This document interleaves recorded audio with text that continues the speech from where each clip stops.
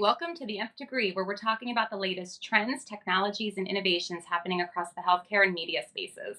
I'm Amanda Preto, and I'm here today with Melanie Lysaght, and we are talking about sports marketing.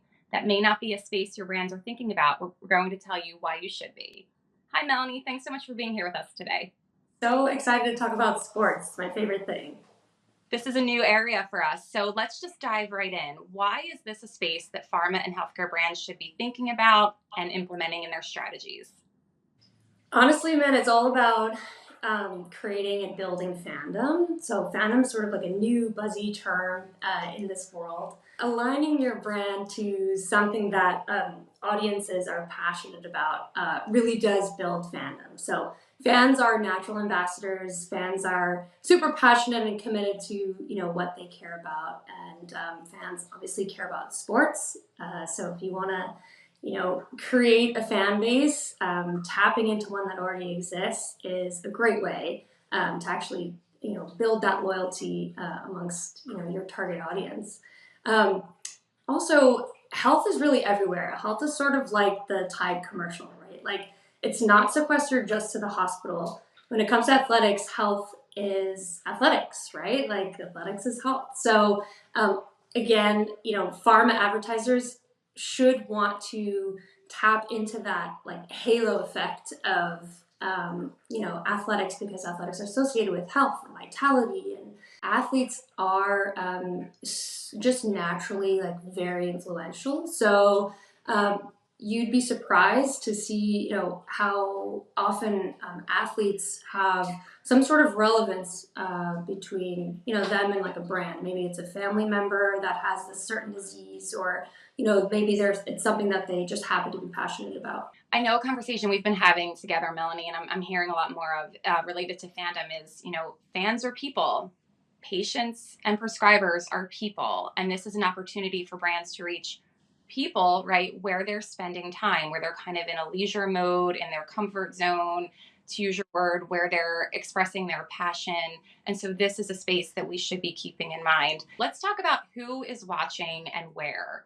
How do we know how these patients, caregivers, prescribers, our healthcare audiences, how and where they're engaging? We've got a ton of data actually that demonstrates certain populations over index with certain sports. So again, like, we have data that supports what type of sports Gen Z is more interested in following or being fans of. Even women, and sometimes that data for us, that data could actually come from internal sources. So our audience intelligence team, our communications planners.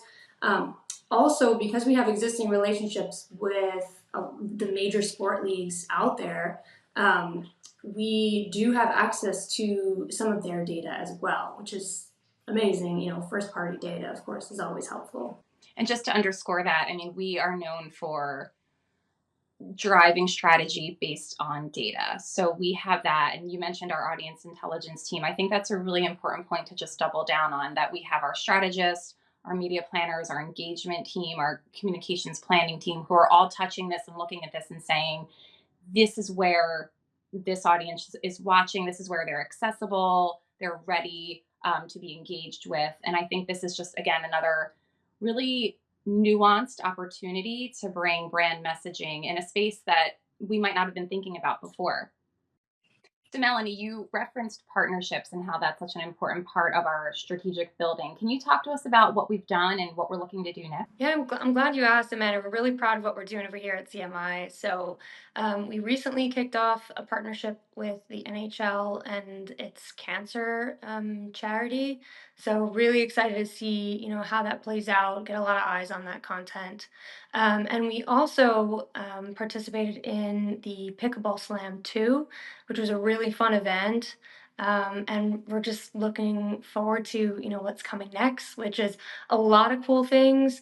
We're looking to build relationships with not only the major sports leagues, but emerging sports as well. So definitely have some irons in the fire right now, but I can't give away too much. So just watch this space and just see how it develops. Oh, that's awesome. Congrats on all of that.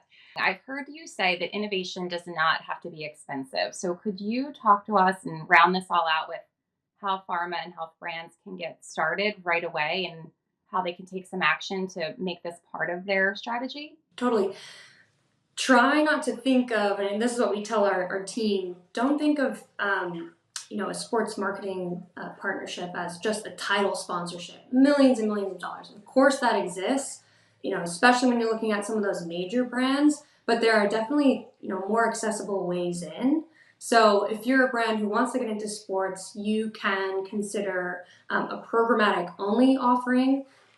You can consider even a social only offering, so partnering directly with leagues to identify, for example, an athlete that may be relevant to your business. Maybe it's diabetes, right? Maybe it's some sort of vision loss condition.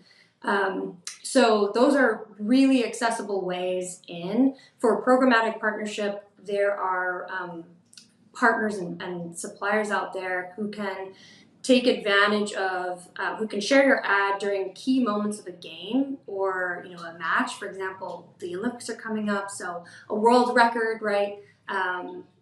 They will push out a message, sort of like a trigger message on social, where your brand will be featured, and you'll talk about congrats to so-and-so on a new world record, and have a message that weaves in, your brand's message. Another really accessible way in for brands who maybe don't want to or are scared off by a huge investment is to actually choose an emerging sport. So I mentioned pickleball earlier. Emerging sports are a great way in because typically their investment is lower than major sports investments would be. And what's exciting is that, they're just really trying to get more eyes on their content, build their fan base, and generate fandom. So definitely recommend starting with emerging sports. This is all so great to know, so exciting. Again, another space, another opportunity for health brands to reach audiences where they are, where they want to be, where they're ready for that information. I cannot end this Nth Degree without a sports pun, so I'm going to say it sounds like a home run to be working with you, Melanie, and your team. Make sure that you tap into Melanie and our Sports Marketing Center of Excellence. Thanks for joining us on the Nth Degree. Remember to like and subscribe.